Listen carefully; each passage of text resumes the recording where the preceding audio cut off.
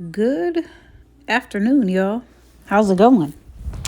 So, I want to apologize really quickly for not recording yesterday. You know how I mentioned that I wasn't feeling well? Well, yesterday, I really wasn't feeling well. And today, I'm still sort of recovering, still coughing, still just feeling not great. But I just got done watching yesterday's episode, and we're going to get into this because the things that hath unfolded and what is going on. I feel like yesterday's episode went by too damn quickly, so we just gonna get into this. Let's start with Elaine, Mavis, and Sasha. I had a feeling as soon as, because I was like, I remember Mavis. I know who that is. I had a feeling once it was revealed who Elaine was that Martin had hired her to dig up dirt on Michael. And that's exactly what happened. She was there working on a case, and she kind of already has her sights on Sasha. Sasha was playing with the dog and went in and had breakfast with Felicia, and Felicia was telling her about Elaine. After breakfast, Sasha calls Elaine's office, makes up the story about her dog playing with Elaine's dog. They had plans to meet up, but Sasha couldn't remember where exactly. So Sasha goes to the park, gets to see the dog again, and Elaine gets a call, and Sasha starts snooping upon realizing that Elaine's a private investigator. And I believe in doing so, I'm not sure if Sasha orchestrated the dog getting out of its leash or what have you, but Sasha tells Elaine the dog got out. She runs after Mavis, and I think there's a car accident. Sasha gets hit, from what I gathered from the General Hospital video posted last night. I could be wrong about that. I've mentioned plenty of times before that I am completely blind, so I'm not really sure what happened. But I think especially with Sasha being pregnant, it was a pretty reckless move. But I also understand her wanting to keep the identity of the baby's father a secret, not to divulge that information. But the way she went about it, I feel like, was reckless. And I feel like she should have just been more cautious, especially because she doesn't know Elaine. Those are my thoughts on that. I hope Sasha's going to be okay, though. Especially because we just had an incident with someone's baby dying. We don't need another one. Especially because Michael is recovering and we don't need... And Sasha doesn't need that. So let's hope and pray that Sasha and the baby are going to be okay. Moving on to Anna and Chase and what's going on there. Anna sends Dante away. He's at the police station trying to get answers about Cyrus and what's going on. She sends him away. She hates doing it, but she has to because she doesn't want him interfering with the investigation. Anna goes in to talk to Chase about what's going on with Dante. He admits that he told Dante what was going on, not just as his partner, but as his friend. And Anna's bitching and griping and throwing a fucking fit and telling him, can you do your fucking job? Except she didn't say this, but can you do your fucking job? Follow the fucking rules and stop putting my investigation at risk, pretty much. And then we see Anna reaching out to Jason, seeing if he can come down to the police station because she found out about what happened at Charlie's with Cyrus. And our usual Stone Cold, he ain't saying shit. He ain't saying shit without a fucking lawyer. And he ain't talking. Anna ain't liking it. And she arrests him without the handcuffs. I don't get the PCPD and their way of doing their duty, but they need to do their duty a little bit better. Okay? How you arresting people without cuffs? I don't know. Just words, huh? I just feel like there is too many hands in the pot when it comes to Cyrus. Everybody knows about him. Everybody knows what he's doing. Everybody's trying to form their own hypothesis and start their own investigation so they could get his ass. But y'all ain't the PCPD. And I know these people are like, well, I could do their job better than them. Which, yeah. But these are civilians who are trying to do things by the book, but they are more than likely reacting first without thinking logically. And we need some smart motherfuckers who gonna do just that. Think first, react later. Be smart, people. Be smart. We have Alexis and Kristina talking about Danny and what happened at Charlie's. And they're trying to figure out how Danny found out. And then Dante shows up. And Dante tells them that it could be all his fault because him and Chase were talking about this and he may have overheard. And so now they're trying to figure out who really killed Sam and what they're going to do about it. And like I said, too many hands in the pot when it comes to Cyrus and what he's done. Everybody want a piece of the pie when it comes to taking Cyrus down, but they need to be smart about it. Sonny and Jason are talking about his appointment with the cardiologist in California. And Jason is telling Sonny, like, you need to take this more seriously. Are you sure you can wait 3 months? Because your health is what's more important. And Sonny's like, fuck that. What's more important is finding out who put a fucking bomb in my house and caught my son in the process.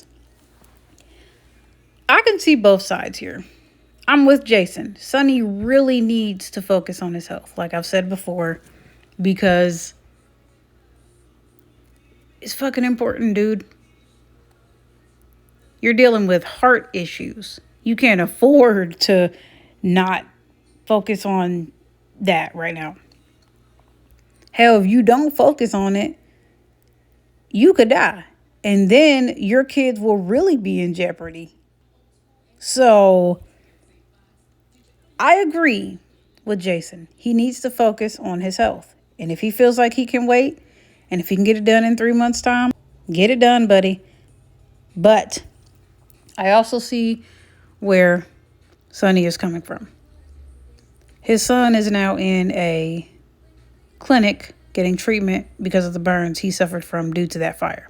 And he wants to know who the fuck was targeting me and caught my son in the motherfucking process. And I can't blame him.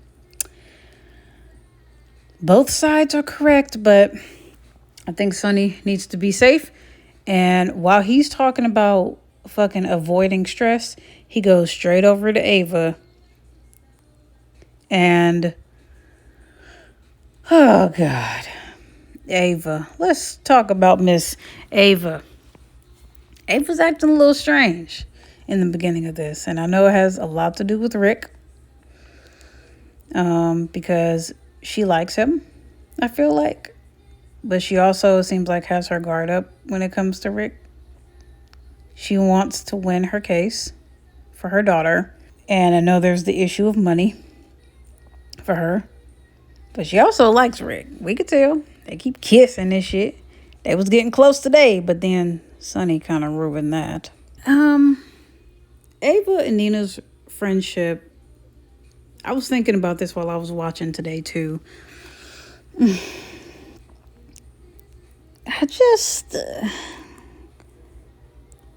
I really liked their friendship before what happened with Sonny went down, where Ava was living at Sonny's house to get close to him, and she knew about Sonny's pills being switched and didn't say anything. So when all that shit went down, I was glad that they weren't friends anymore after that, because Ava was being kind of messy. But it seems like their acquaintances growing towards becoming friends again. I just feel like they have an interesting friendship. Now, let's move on to Cody and Molly. This is interesting. Now, I think that they might end up together now that they're locked outside on the roof. Cody keeps trying to apologize to Molly for his behavior when he was arrested.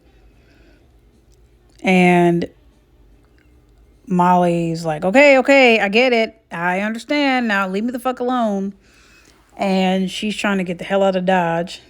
Cody runs up there to try to continue to apologize to her and locks them both on the roof.